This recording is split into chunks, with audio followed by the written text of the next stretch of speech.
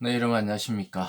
6월 9일 금요일 아침 매일 성경 목사 함께 나누겠습니다. 오늘은 로마서 7장 후반부인데요. 14절에서 25절까지 말씀입니다.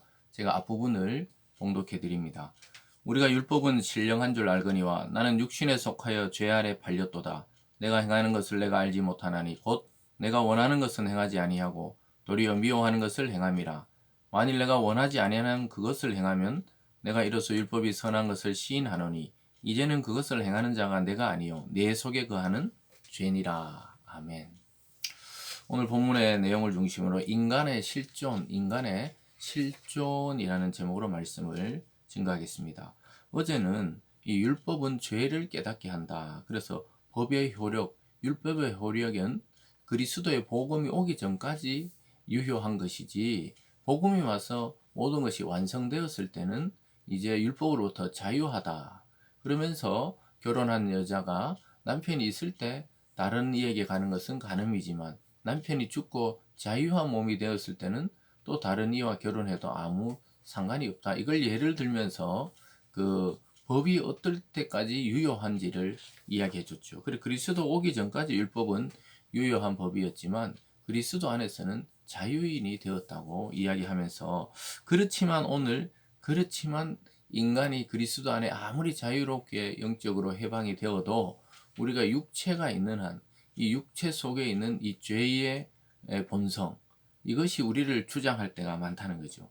그래서 인간의 이 실존에 대한 문제에 대해서 사도 바울은 자기 스스로도 고민하고 있는 것을 보게 됩니다.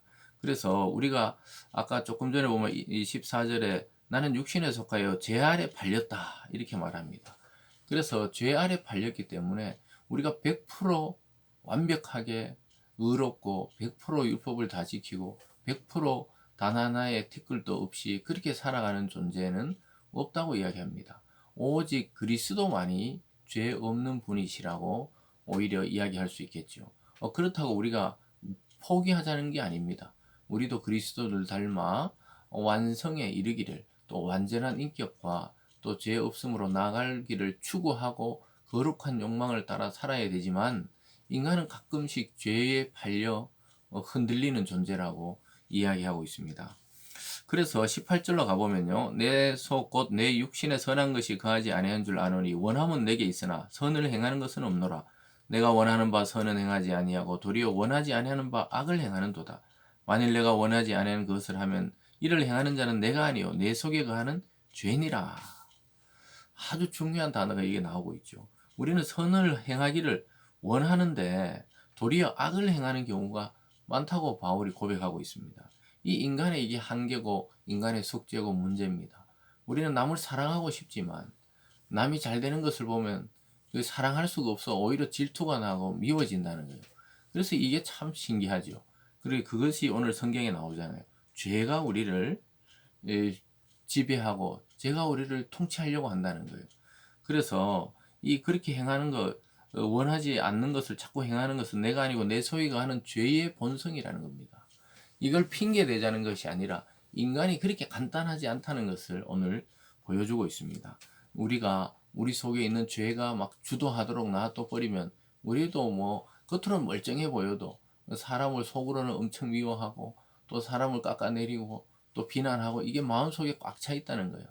그러나 이것을 말씀과 성령으로 이 그 통치를 그리스도의 통치로 바꾸지 않으면은 계속해서 교회를 다니고 신앙생활을 하고 또 신앙의 연수가 오래되어도 또 교회 직분이 뭐 아무리 집사님, 장로님, 권사님, 목사님이 되어도 그 죄의 욕망을 그대로 놔둬버리면 고삐 풀린 망아지처럼 우리도 모르게 그렇게 죄에 이끌려 살아간다는 것이죠. 그래서 그걸 바꿀 수 있는 거는 이 바꿔야 돼요. 그래서 주인을 바꿔야 됩니다. 죄의 종이 아니라 우리는 그리스도의 통치와 그리스도의 종이 되어서 그가 우리를 주장하시도록 우리 자신의 주도권을 주님께 내버려 두지 않으면은 언제든지 이렇게 우리가 원하는 것은 의를 행하고 싶지만 그렇게 행하지 못하게 하는 죄가 우리 속에 도사리고 있다는 것이죠. 그래서 이 오늘 두 번째로 아담 아래에 있는 인간의 실존에 대해서 정확하게 명확하게 바울 자신의 예를 들어서 이야기하고 있습니다. 21절입니다. 그러므로 내가 한 법을 깨달았노니 곧 선을 행하기 원하는 나에게 악이 함께 있는 것이로다. 참 선을 행하기를 원하는데 속에 악한 마음도 함께 있다는 것이죠. 계속 가볼까요? 22절입니다. 내 속의 사람으로는 하나님의 법을 즐거워하되 내 지체 속에 한 다른 법이 내 마음의 법과 싸워 내 지체 속에 있는 죄의 법으로 나를 사로잡는 것을 보는도다. 이 싸움으로 보고 이 비유를 들고 있죠. 내 마음에 한 다른 법이 있다는 거예요. 그건 뭐냐? 그 죄의 본성이 있다는 거예요. 그리고 내 마음의 법은 이 그리스도를 알고 또 복음을 알고 율법을 아는 자로서 그 선한 마음을 지키고 싶은데 계속 이렇게 싸운다는 것이죠. 그것은 바로 죄의 법과 내 마음의 의의 법이 이 싸우고 있는 것입니다. 그래서 인간은 어떤 상태냐? 공고하다. 즉 갈등의 상태에 있다는 거예요. 이것을 벗어나지 못하는 것은 그리스도 밖에 있는 모든 사람은 이 상태에 있고 그리스도 안에 있는 사람은 가끔 또 이걸 싸우고 또 결국은 말씀을 듣고 회개를 하고 또 전진을 하게 되고 뭐 이것이 반복되면서 바울은 24절에 고백합니다. 오라 나는 공고한 사람이로다. 이 사망의 몸에서 누가 나를 건져내랴. 인간의 이 육체 덩어리, 이 사망의 몸에서 건져내음을 당하지 않고서는 방법이 없다는 거예요. 그래서 뭐 공고한 사람이란 겁니다. 뭘 해도 불만족이죠. 허무한 것이죠. 그래서 그리스도 밖에서는 이걸 해결할 길이 없어요. 이 공고한 마음. 요즘 말로 하면 막 이 공허하고 우울하고 두렵고 사는 게 막 불만족이고 이런 것에서 벗어날 길이 없어요. 누군가가 이 건져내야 되는데 누가 건져내겠습니까? 오직 예수 그리스도만이 우리를 이러한 죄의 법과 사망의 법에서 건져낼 수가 있는 것이죠. 그렇지 않은 상태, 인간의 원래 상태, 아담이 타락된 이후로 태어난 모든 인간의 그 실존은 뭡니까? 오호라, 나는 공고한 사람이다. 그 상태에 머물러 있는 것이죠. 그러면서 25절에 우리 주 예수 그리스도 말미암아 하나님께 감사하리로다. 그런즉 내 자신이 마음으로는 하나님의 법을 육시로는 죄의 법을 섬기노라. 그래서 결국은 우리 주 예수 그리스도를 통해서 하나님께 나아갈 수 있기 때문에 하나님께 감사한 거예요. 예수 그리스도 아니면 이 사망의 몸에서 우리를 건질 자가 없다는 거예요.